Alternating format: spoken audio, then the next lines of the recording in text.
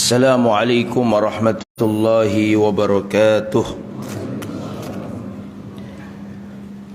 Innal hamdalillah nahmaduhu wa nasta'inuhu wa nastaghfiruh wa na'udzu billahi min shururi anfusina wa min sayyiati a'malina.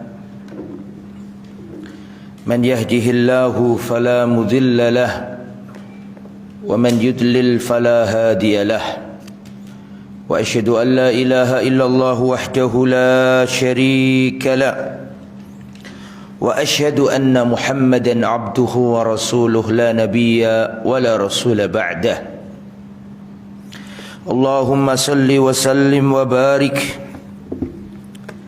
على نبينا وحبيبنا محمد وعلى آله وصحبه ومن سار على نهجه إلى يوم الدين. أما بعد.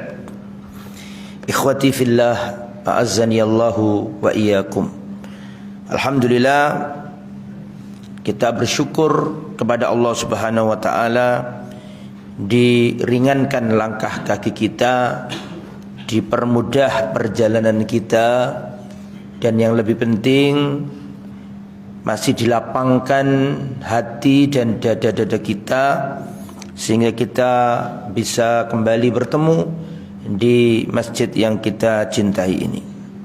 Kita lanjutkan kajian kitab Kaifa Amalahum, bagaimana Rasulullah berinteraksi dengan manusia. Kita masih pada pembahasan interaksi Rasulullah dengan istri-istrinya, belum pindah ke pembahasan yang lain.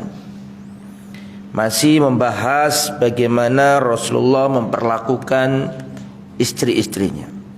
Kita baca an Aisyah radhiyallahu anha, dari ibunda Aisyah Ummul Mukminin, kekasih Rasulullah. Beliau berkata, kana Rasulullah sallallahu alaihi wasallam jalisan. Dulu pernah Rasulullah sallallahu alaihi wasallam duduk. Fasami'na lahatan wa sauta sibyan. Jadi dulu Rasulullah sallallahu alaihi wasallam duduk-duduk, terus kami mendengarkan suara gaduh, suara bocah-bocah kecil. Faqama Rasulullah, maka Rasulullah berdiri. Ingin tahu itu suara apa, kok gaduh itu? Ingin tahu kok suara bocah kecil banyak itu, apa yang terjadi kira-kira? Fa'idhal habasyatu yal'abuna bihirabihim. Ternyata di luar ada orang-orang Habasyah. Ngerti Habasyah nggih? Orang-orang, kalau sekarang di mana? Ethiopia, orang yang, mohon maaf, hitam-hitam, keriting-keriting, itu sedang mainan tombak di luar, mengadakan permainan begitu di luar, sedang mempermainkan atraksi lah kalau sekarang, dengan tombak-tombak mereka. Faqala, maka Rasulullah ketika melihat kok ada permainan di luar, ada atraksi di luar, maka Nabi berkata, ya Aisyah ta'alai fanduri. Wahai Aisyah, sini, lihatlah ini, ada sesuatu di luar. Faji'tu, maka aku mendatangi Nabi. Nah, ini penting ini. Fawadatu lahyayya ala minkabi Rasulillah. Ya, Rasulullah keluar melihat apa yang terjadi di luar. Terus Rasulullah memanggil siapa? Aisyah yang ada di dalam rumah supaya keluar. Akhirnya Siti Aisyah keluar. Rasul sama Aisyah sama-sama keluar. Kata Aisyah, maka aku letakkan lahya, inilah dagu. Maka aku letakkan daguku di mingkap Rasulullah sallallahu alaihi wasallam. Mingkap ini apa? Pundak. Aku letakkan daguku, ya, di, atau rahangku, atau ya daguku di pundaknya Rasulullah sallallahu alaihi wasallam. Faja'altu andur ilaihim, terus aku ngelihatin permainan atraksi yang dilakukan oleh orang-orang Habasyah itu. Ma bainal minkab wa ila ra'si, antara bahu dan kepala. Antara bahu dan apa? Kepala. Kita bisa bayangkan lah insyaallah. Rasulullah duduk, Siti Aisyah meletakkan apa? Dagunya di antara pundak dan apa? Kepala Rasulullah sallallahu alaihi wasallam. Terus aku lihat permainan itu dari dagunya Nabi dan kepalanya Nabi. Faqala li, Rasulullah sabar nunggu Siti Aisyah. Faqala, maka Rasulullah berkata, amasyabi'ti, amasyabi'ti, sudah puas belum Aisyah? Sudah puas belum? Fajaltu aqulu, aku berkata, la, belum ya Rasul. Untuk apa? Li andura manzilati indahu, aku lakukan itu supaya aku ingin mengetahui bagaimana posisiku di sisi Rasul. Manja begitu loh Siti Aisyah. Gimana, sudah puas? Wis ya, wis. Belum ya Rasul. Belum ya Rasul. Ya Rasulullah Aisyah ingin ya menampakkan, ada dua makna ini, bisa artinya supaya orang lain tahu, oh begitu ya Siti Aisyah sama siapa? Rasulullah. Atau makna yang lain, supaya Aisyah ingin mengetahui sejauh mana ya kedudukannya di sisi Rasulullah sallallahu alaihi wasallam. Fihi husnu khalqihil karim, hadis ini menunjukkan kemuliaan akhlak baginda Muhammad sallallahu alaihi wasallam. Wa jamilu muasyaratihi li ahlihi, dan mulianya muamalah pergaulan Rasulullah dengan istri-istrinya. Wa qala Ibnu Battal fihi ma kana alaihi nabi minal khulqil azim. Hadis ini menunjukkan betapa agungnya akhlak baginda Muhammad sallallahu alaihi wasallam. Dalam riwayat yang lain, faja'altu anduru ila la'bihim, aku lihat atraksinya orang Habasyah itu, sampai-sampai aku sendiri yang bosan dan aku berpaling dari mereka. Ini menunjukkan Rasulullah sabar sampai menyenangkan hati suami, hati istrinya. Walam yakun yumani min sima'i zaujatihi al-ghina al-mubah fil 'aid. Rasulullah tidak melarang istrinya mendengarkan nyanyian yang boleh di hari raya. Nyanyian yang boleh dalam hari raya. Karena sebagian ikhwan itu yang ngaji-ngaji itu pernikahan walimah sepi, tidak ada apa-apanya. Ya enggak bagus juga. Bung memang itu hari-hari seneng-seneng. Hari apa? Bahagia, pernikahan atau hari Id. Nah, tetap boleh ada, cuman yang dibolehkan. Kita baca nih. An Aisyah qalat, dari Siti Aisyah beliau berkata, ini juga bermain itu boleh. Atraksi-atraksi tadi itu lah. Kan enggak diingkari Nabi. Bahkan Nabi nyuruh Aisyah kesinilah, lihatlah. Jadi agama Islam itu juga enggak melulu serius sampai akhirnya enggak ada kelonggaran. Boleh kelonggaran selama tidak melanggar syariat. An Aisyah qalat, dari Aisyah beliau berkata, dakhala Rasulullah sallallahu alaihi wasallam, Rasulullah pernah masuk ke kamarku, ke ruanganku. Wa indi jariyatani tughanniyani bihina in bu'as, bihina ibu'as. Pernah Rasulullah masuk ke rumahku, sedangkan di rumahku, kata Siti Aisyah, ada dua bocah wanita, ada dua budak wanita kecil. Bocah wanita budak, dua orang. Tughanniyani bihina in bu'as. Dua-duanya ini nyanyi dengan nyanyian bu'as. Bu'as itu adalah hari ketika terjadi peperangan antara Aus dan Khazraj. Fataja'a alal firash, kemudian Rasulullah berbaring di atas tempat tidur. Wa hawwala wajhahu, Rasulullah memindahkan wajahnya. Tapi Siti Aisyah dengarkan apa tadi? Nyanyiannya bocah perempuan dua tadi. Fadakhala Abu Bakar. Terus datang Abu Bakar ke rumahnya Aisyah. Terus Abu Bakar ini dengar ada dua bocah apa? Nyanyi-nyanyi. Fantaharoni. Maka Siti Aisyah dihardik sama ayahnya. Siapa tadi namanya? Abu Bakar. Fantaharoni, maka ayahku menghardik aku dan mengatakan, mizmarus syaiton ingda Rasulillah, seruling-seruling syaiton ada di rumah Rasulullah. Dimarahi Siti Aisyah, ngapain kamu nyanyi di sini? Fa'aqbala alaihi Rasulullah, maka Rasulullah menghadap ke Abu Bakar dan Rasulullah berkata, da'huma. Abu Bakar, biarkan. Kata Rasulullah apa? Biarkan dua bocah ini, budak ini, tuhaniani bernyanyi. Falamma ghafala, ketika Rasulullah sudah kurang memperhatikan, maka duanya dikasih isyarat sama Abu Bakar. Betul. Disuruh pergi. Fa kharajata, akhirnya dua wanita itu pergi. Wa kana yauma Id, dan itu adalah pada hari raya. Zaman dulu yang nyanyi ya para budak itu. Dan musiknya berupa apa? Duf, tapi ini nggak pakai musik, ini sekedar nyanyian. Tidak apa-apa, misalnya ngajari anak kecil pakai intonasi itu tidak apa-apa. Selama nggak pakai musik-musik yang apa? Terlarang. Ya. Qala Ibnu Hajar berkata, wa fil hadisi minal fawaid. Hadis ini mengandung pelajaran. Yang pertama, masru'iyatut tausi'a 'alal iyal fi ayyamal a'yad.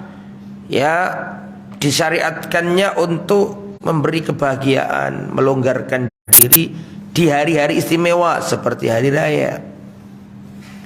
Bi anwa' ma yahsul lahum bi bastun nafsi, dengan hal-hal yang bisa menyenangkan diri.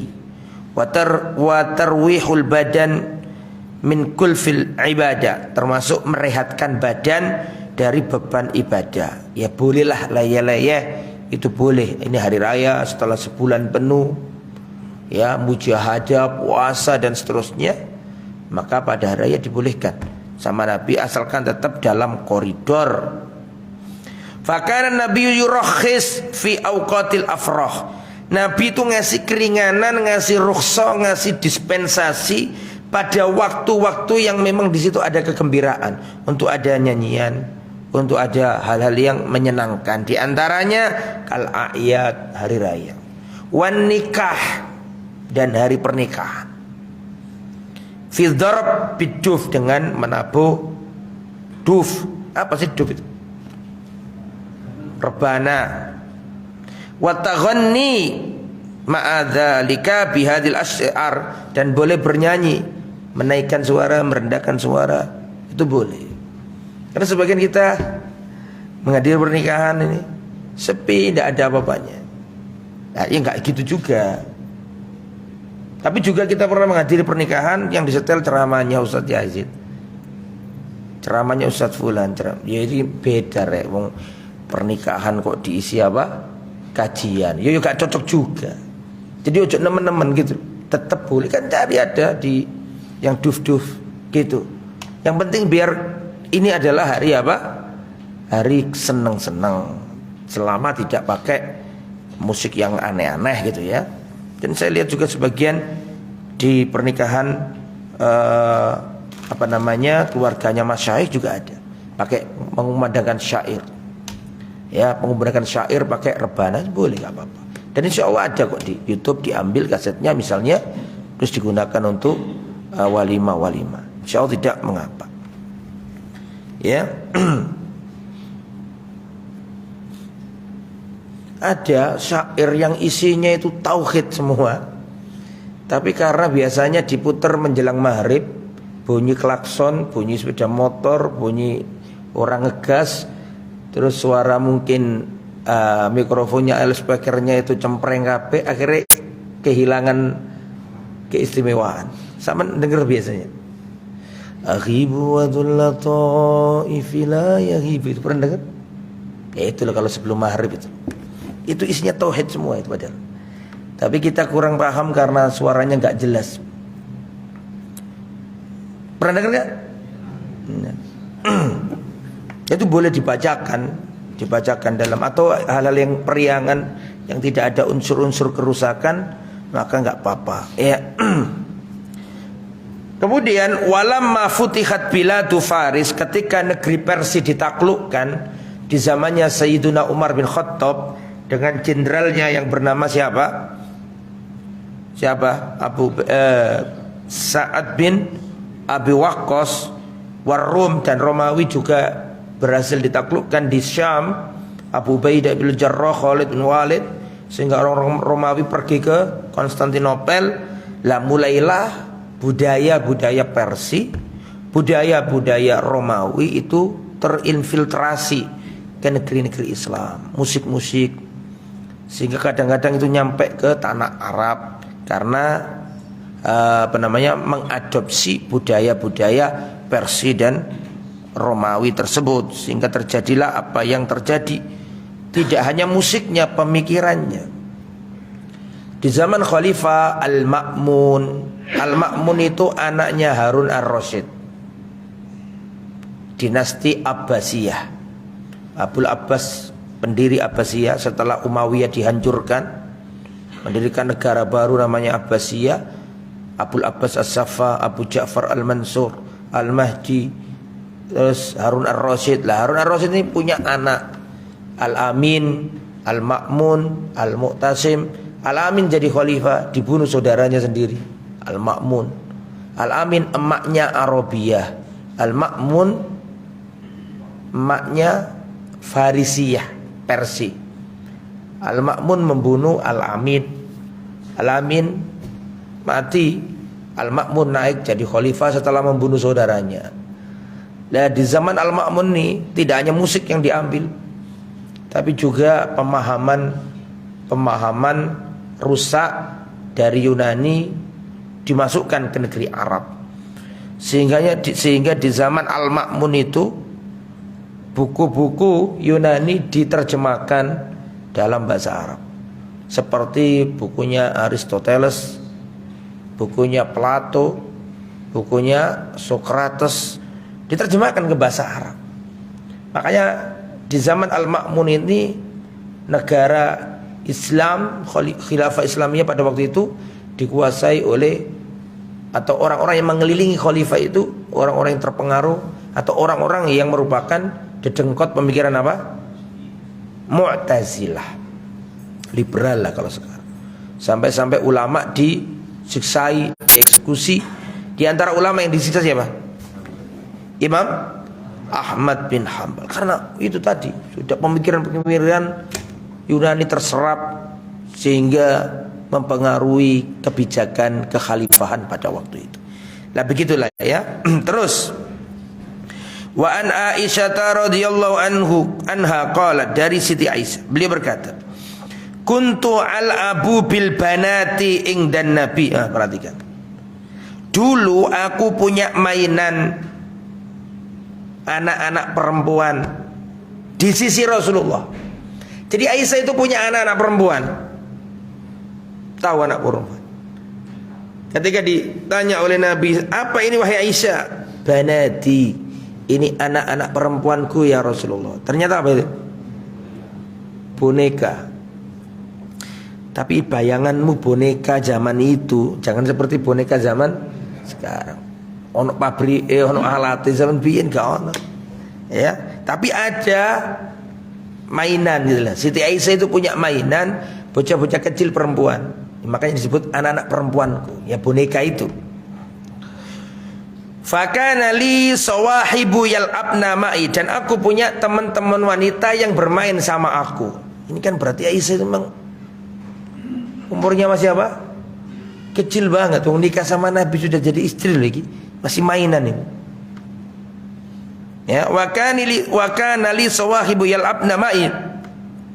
Pada waktu itu aku punya teman-teman wanita, bocah-bocah kecil perempuan main sama aku.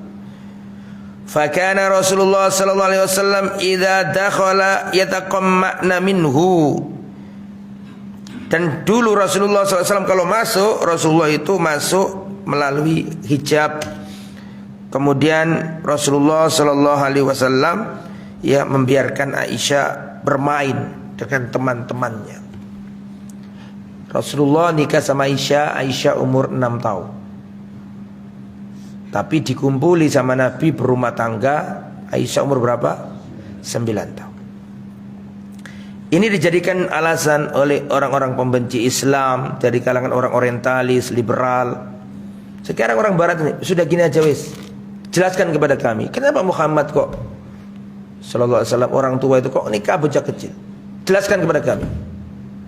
Mereka nggak mau debat trinitas wala apa. Itu aja wis, jelaskan ke kami mengapa Muhammad Sallallahu Alaihi Wasallam wong tua umur sekian puluh tahun kok nikah sama bocah kecil. Gimana cara jawabnya? Cara jawabnya begini. Kita nggak boleh menjudge, menghukumi paradigma, kultur, kebudayaan zaman dulu dengan kultur, paradigma, dan budaya zaman sekarang. Dulu musuh Islam itu ada kurang lebih 6. Perhatikan saya. Musuh Islam zamannya Nabi itu kurang lebih ada 6. Yang pertama kafir Quraisy. Yang kedua Yahudi di Medina. Ketiga orang munafik di Medina. Keempat Romawi. Kelima Persia. Ya betul ya. Yang keenam suku-suku Arab. 6 musuh Islam nih. Perhatikan. Kafir Quraisy, Yahudi di kota mana tadi? Medina. Orang munafik yang di Medina, Romawi, Persia, dan suku-suku Arab yang belum masuk Islam. 6 musuh Islam zaman itu. Tidak ada satupun 6 golongan musuh Islam itu yang menyerang Rasulullah dari sisi karena Rasul nikah sama siapa? Aisyah. Tidak ada. Romawi tidak ada. Antum tahu ya? Pernah dengar nggak? Ingat nggak antum? Ada seorang sahabat Nabi namanya Ubay bin Ka'ab. Ka'ab bin Malik apa Ubay bin Ka'ab? Ka'ab bin Malik. Ka'ab bin Malik yang pernah nggak ikut perang itu lah. Ya ingat? Diboikot sama Rasul dan sahabat 50 hari, gak dijak guneman. Ya kan? Sedih luar biasa itu.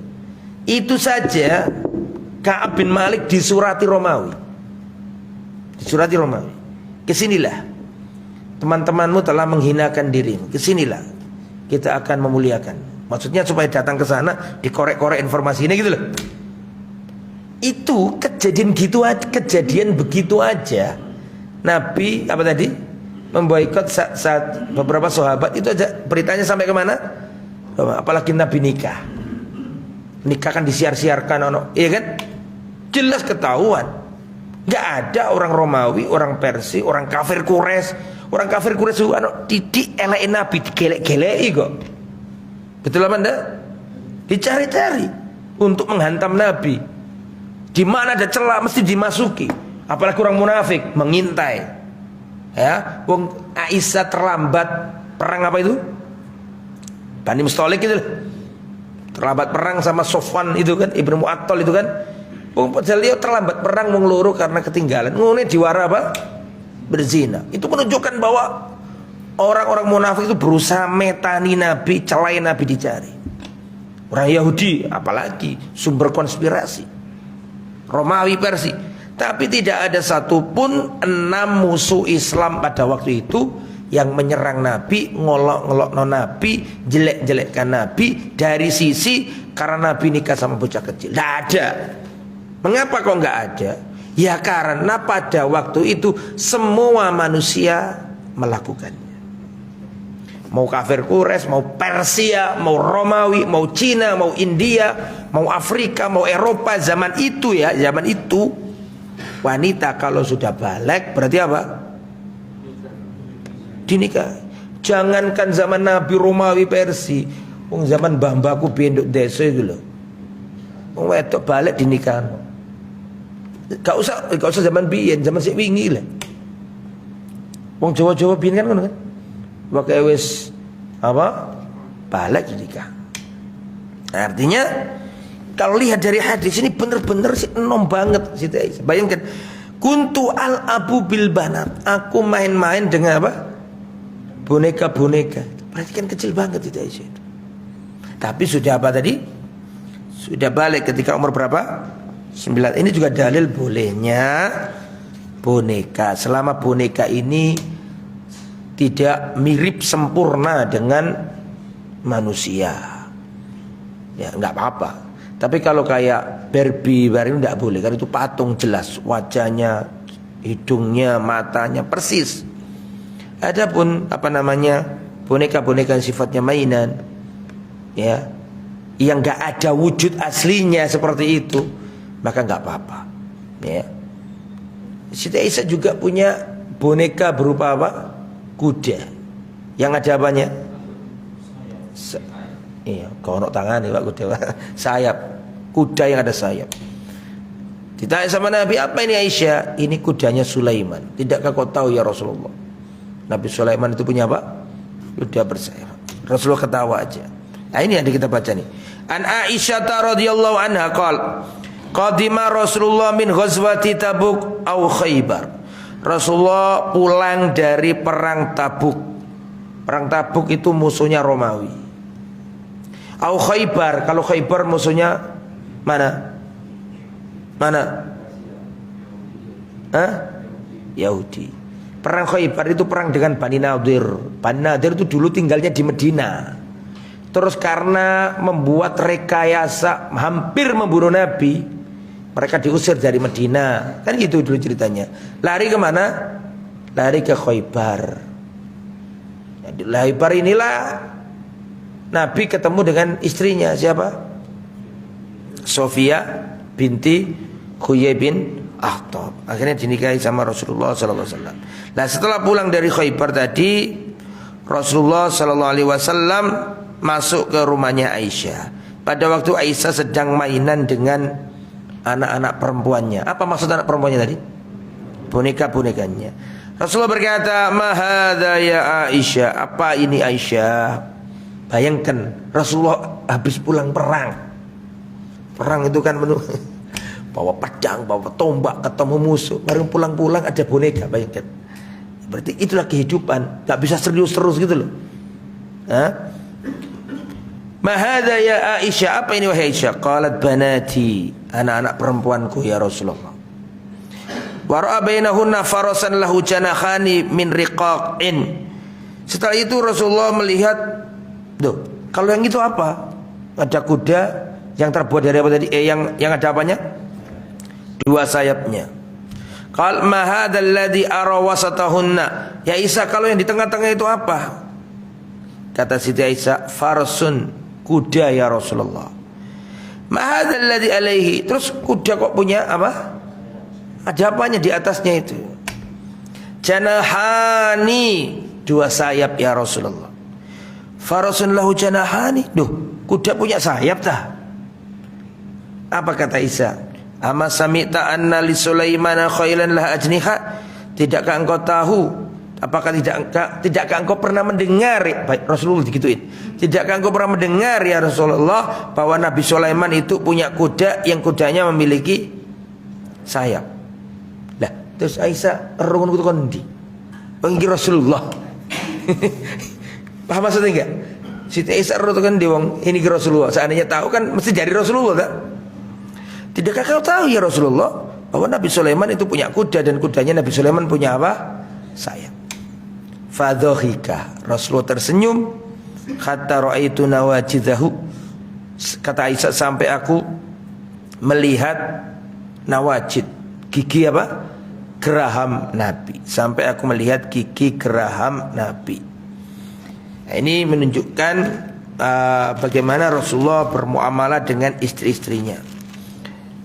Kemudian Rasulullah dalam hadis yang lain dikatakan, Rasulullah itu memotivasi para pemuda untuk menikah. Kenapa? Li'annahu yastad'i al-wi'am, karena menikah itu mendatangkan wi'am, kasih sayang. Wa yajlibul masarra ilal qulub, menjadikan orang itu senang hatinya riang karena ketemu istri. Makanya Rasulullah pernah berkata kepada Jabir bin Abdullah, Jabir bin Abdillah ini sahabat Nabi yang punya bapak namanya Abdullah. Abdullah ini anaknya perempuan banyak, Pak. Adik-adiknya Jabir ini, Jabir bin Abdillah.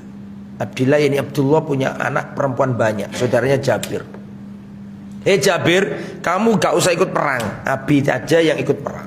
Makanya gak ada Jabir ikut perang Badar, Jabir ikut perang Uhud, gak ada ceritanya. Karena bapaknya ngelarang. Aku aja nak yang berangkat dia.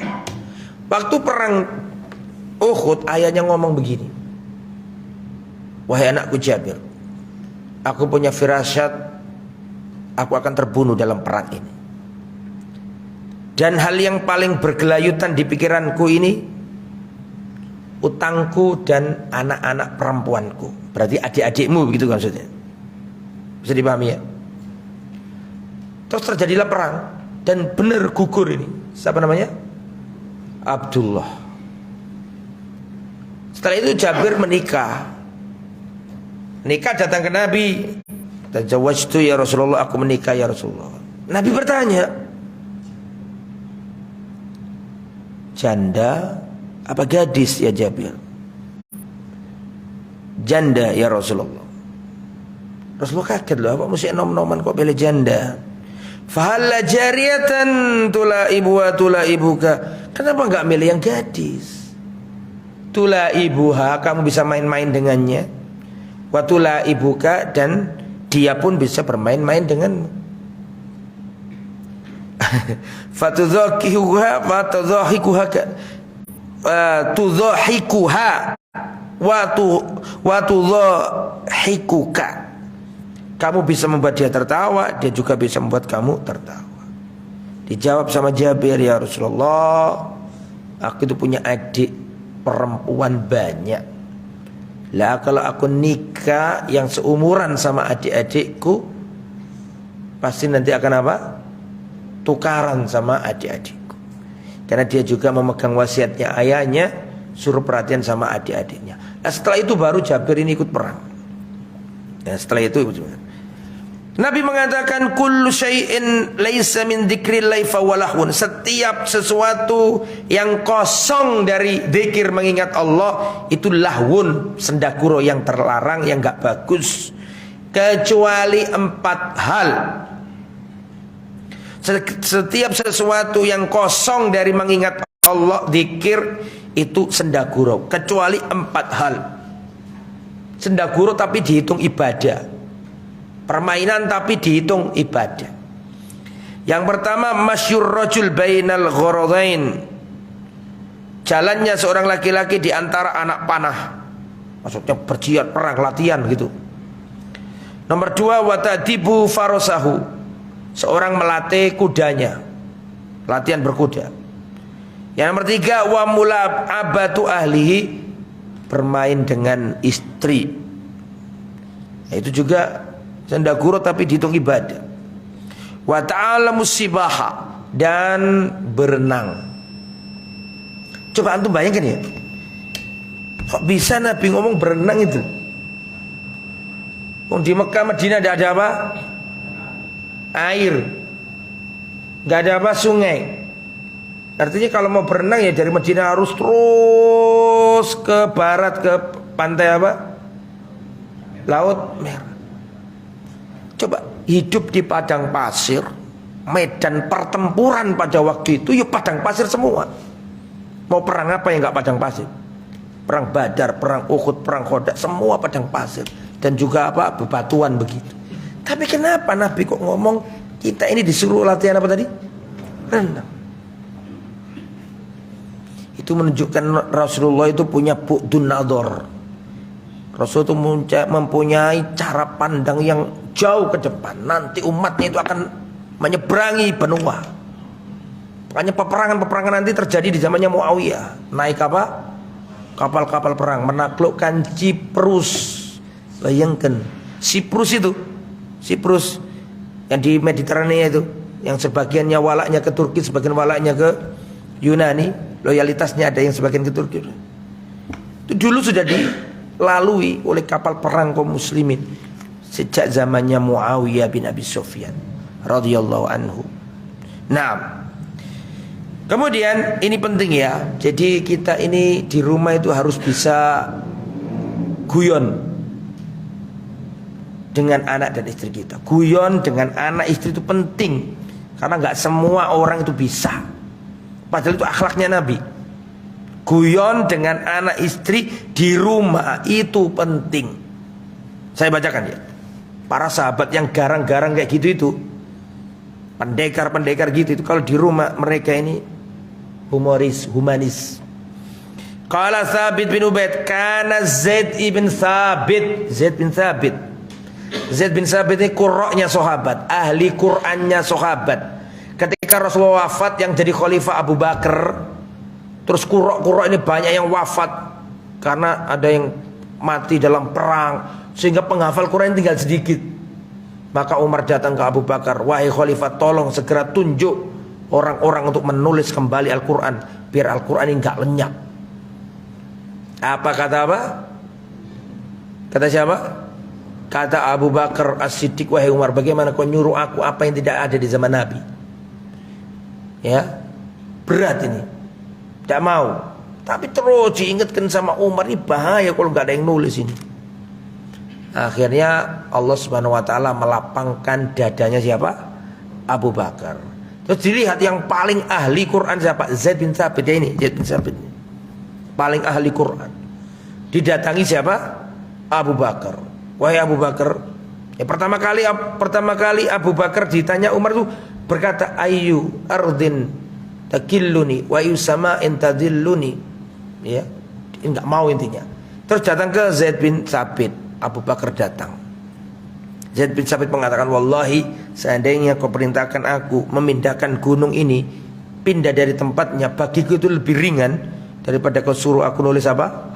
Al-Quran. Saking takutnya orang dulu itu membuat sesuatu yang baru yang nggak ada sebelumnya.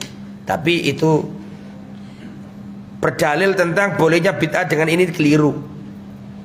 Karena memang di zaman Nabi sudah ada apa? Penulisan apa? Al-Quran, cuma di mana? Di dinding kan gitu kan?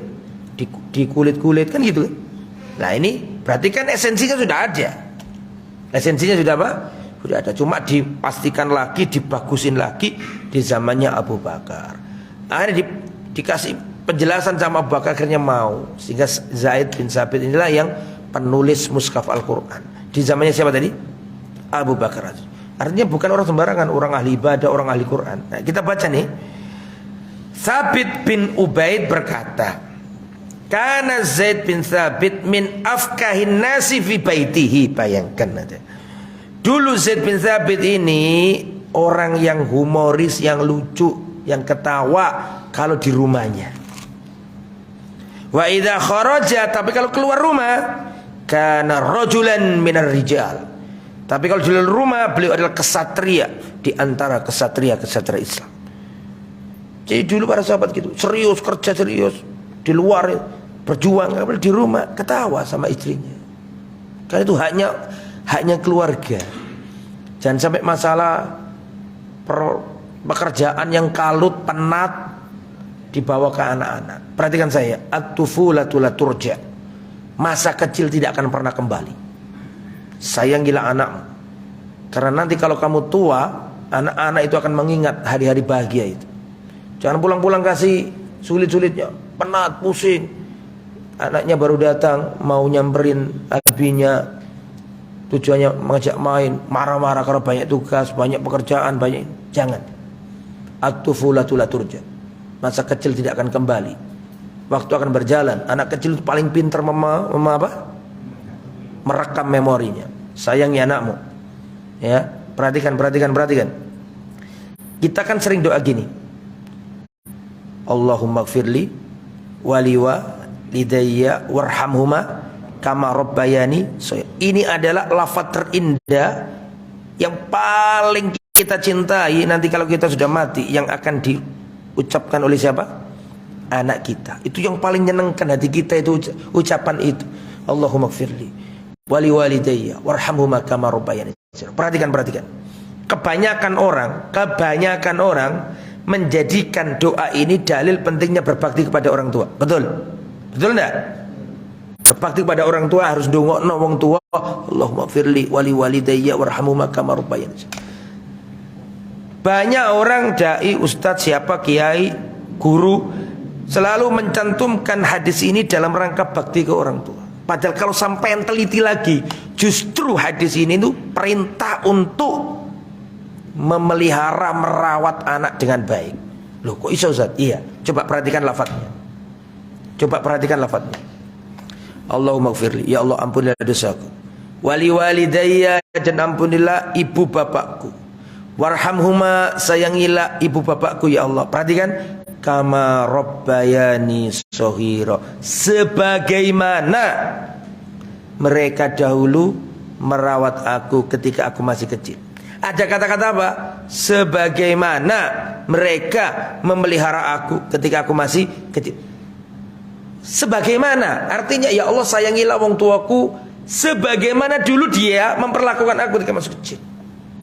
Artinya kalau kita sudah tua, didoakan anak kita dengan doa ini, maka sayang Allah yang Allah turunkan kepada kita yang sudah tua sebatas cara kita dulu waktu kita apa? Memelihara. Justru selain hadis ini perintah untuk bakti ke orang tua, terselip juga dalam hadis ini kita disuruh apa?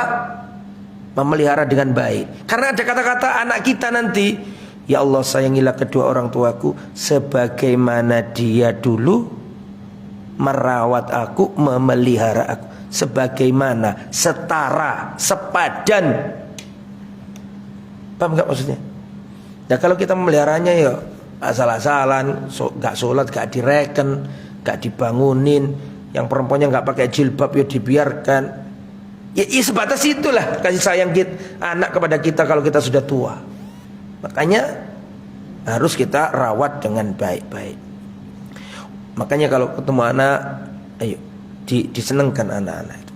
Wasofat a'rabiyatun zawja wa qad mata. Dulu ada wanita Arab. Wa wasofat a'rabiyah, wanita Badui Arab mensifati istrinya yang sudah mati. Mensifati apa? Suaminya yang sudah wafat. Perhatikan. Faqalat, wanita ini berkata, wallahi laqad kana dhahukan, dulu suamiku itu periang, suka ketawa. Idza walaja, kalau masuk rumah. Kalau masuk rumah suka ketawa, suka periang, nyenengno, humoris. Wasikitan idza kharaja, tapi kalau keluar rumah pendiam, wibawa. Akilan ma wajada, memakan apa yang disuguhkan. Sing disuguhno apa ya dipangan, gak pernah mencela makanan. Ghairu sa'ilin amma faqada, tidak pernah menanyakan apa yang sudah diberikan. Jadi ada seorang wanita zaman dulu itu kalau ditanya, bagaimana suami dulu? Suami saya dulu itu kalau masuk rumah periang, sumeh, senyum, humoris, guyon-guyon. Tapi kalau keluar rumah serius, wibawa. Makan apa yang apa tadi? Disuguhkan. Disuguhkan apa yang dimakan? Tidak pernah mencacat makanan. Ghairu sa'ilin amma faqada, tidak menanyakan apa yang tidak ada, tidak menanyakan apa yang diberikan. Loh, kemarin kamu kan tak kasih begini. Loh, kemarin kan tidak pakai. Kalau sudah dikasih sudah tidak ditanyakan. Dan tidak menanyakan apa yang tidak ada. Ini yang bisa kita sampaikan. Nah ini mungkin adalah pertemuan terakhir sebelum Ramadan, karena insya Allah besok kita, besok hari Kamis. Kan nggak Jumat, insya Allah enggak kan? Ya. Dalam bisa juga. Bareng Kamis. Insya Allah kita puasa. Saya ingin menyampaikan satu hadis saja ya. Ini penting sebelum saya tutup. Ini sudah selesai waktunya. Kurang 6. Ada hadis Nabi Pak.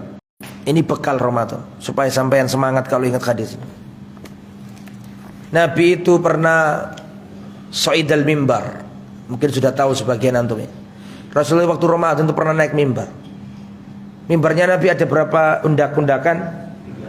3. Naik anak tangga, Rasulullah berkata amin, amin, amin.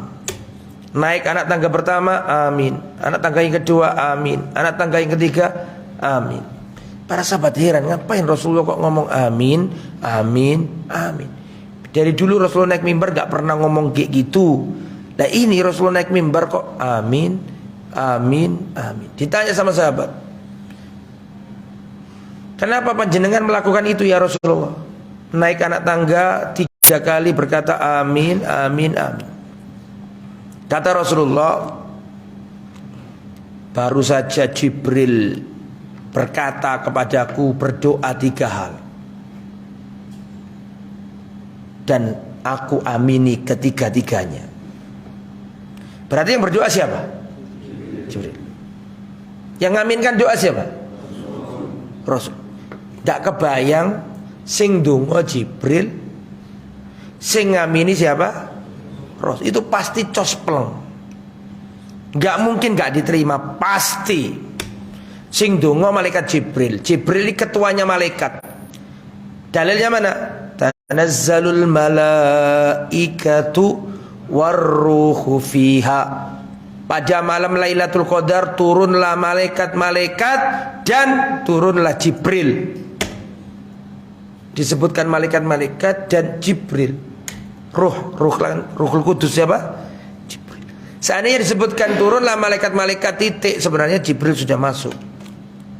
Tapi disebutkan Jibril secara khusus, itu menunjukkan Jibril ini ketua dan yang paling inti di antara para malaikat. Lah yang berdoa ini malaikat Jibril, yang mengamini Sayyidul Khalqi, pemimpinnya manusia siapa? Rasul. Jadi ini doa pasti cospleng, pasti dikabulkan. Dungone Jibril diamini Rasulullah. Yang pertama apa doa itu? Yang pertama Jibril ngomong begini, Rahima anfu abdin dakhala alaihi Ramadan thumman salakha walam yughfar lahu. Celaka orang yang Ramadan datang kepadanya sampai Ramadan itu pergi tapi dosanya belum diampuni Allah. Ini orang celaka yang pertama. Didatangi Ramadan sampai Ramadan pergi tapi dosanya belum diampuni. Makanya jangan sampai. Ramadan itu ibarat deterjen. Allah kirim untuk menyuci diri-diri kita ini. Makanya perhatikan saya. Di Ramadan itu ada malam apa namanya? Lailatul Qadar. Kata Nabi, kata Allah, Lailatul Qadri khairun min alfi syahr. Malam Lailatul Qadar itu apa? Lebih baik daripada 1000 bulan. Jangan mengatakan malam Lailatul Qadar itu seperti 1000 bulan. Bukan seperti, tapi apa? Lebih baik. 1000 bulan itu kalau kok dikonversi ke tahun berapa? 83 tahun. Perhatikan. Umat terdahulu itu Pak, perhatikan, umurnya 900 tahun, betul? Umatnya 800 tahun, 500 tahun, panjang luar biasa. Tapi Nabi pernah berkata, nahnu al-akhirun al-awwal. Kita ini yang paling terakhir datangnya, mepet kiamat, tapi yang pertama kali masuk surga. Logikanya kan kok iso? Wong umatnya Nabi Nuh sampai 900 tahun, umat-umat terdahulu itu 700 tahun. Umat Islam ini cuma 60 sampai 70 kurang lebih. Itu pun dikurangi masa belum balik, betul? Dikurangi masa HP-an terus, dikurangi HP tidur, dan dikurangi waktu tidur. Kalau dipepetkan ya dikit banget sebenarnya. Tapi kenapa umat ini kok bisa mengalahkan umat yang terdahulu? Karena malam ini punya Lailatul Qadar. Ya anggaplah lah dari 60 itu kepotong masa gak serius, anggaplah jadi 40 saja. 40 saja elelean nih dari wong Surabaya. Wis elelean wis petang bolo wis. Petang bolo kali 8 piro? Hah? 3.200. Dan itu disucikan. Makanya perhatikan Nabi kata Aisyah nih, perhatikan kata Aisyah, ya Rasulullah, kalau aku menjumpai malam Lailatul Qadar, apa yang aku baca? Aisyah diajari sama Nabi. Bacaan doa ini, gimana doanya? Allahumma innaka afuwun tuhibbul afwa fa'fu anni. Perhatikan, ini penting banget nih. Ha?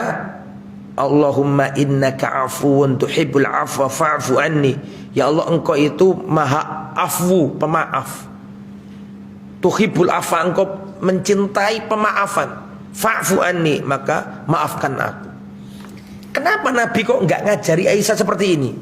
Katakan wahai Aisyah, Allahumma innaka ghafurun tuhibbul maghfirah faghfirli. Kan mirip kan? Arti ini juga sama. Cuma bedanya yang tadi pakai kata afu, yang ini pakai kata apa? Ghufron, maghfirah, aghfirli. Artinya kurang lebih sama. Tapi kenapa kok yang dipilih kok afu? Kata para ulama beda. Afu sama maghfirah itu beda. Kalau ghufron, maghfirah, Allah maghfirli itu diampuni, tapi catatannya masih ada. Tapi kalau al-afu, Allahumma innaka afuun tuhibbul afwa fa'fu anni, itu diampuni dosanya dan apa? Catatannya dihilangkan. Makanya umat Islam ini, kata Nabi, yang paling datang belakangan, bahkan mepet apa? Kiamat, tapi di akhirat yang pertama. Karena malam ini diberi Allah apa? Karena umat ini diberi apa? Jadi yang pertama yang didoakan Jibril adalah apa tadi? Orang yang celaka karena nggak memanfaatkan Ramadan, keluar Ramadan tapi dosanya masih banyak. Yang nomor dua adalah orang yang menjumpai bapak ibunya ketika tua renta, tapi dirinya nggak bisa masuk surga. Kata Nabi, amin.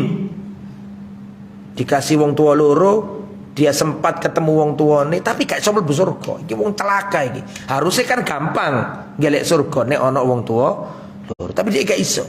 Sing nomor telu, orang yang celaka yang didongakno Jibril diamini Nabi adalah man dzukirta indahu wa lam yusolli alaihi. Orang yang namamu wahai Muhammad disebut sallallahu alaihi wasallam tapi enggak mau baca sholawat. Tiga orang ini didoakan Jibril celaka, diamini Rasulullah. Satu, orang yang menyanyiakan Ramadan. Dua, menyanyiakan orang tua. Tiga, yang tidak mau bersolawat. Jangan sampai kita masuk tiga-tiganya, karena ini adalah doanya Jibril yang diamini siapa? Rasul sallallahu alaihi wasallam.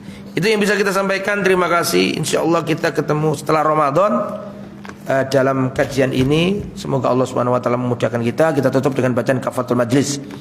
Subhanakallahumma bihamdika asyhadu an la ilaha illa anta astaghfiruka wa atubu ilaik. Assalamualaikum warahmatullahi wabarakatuh.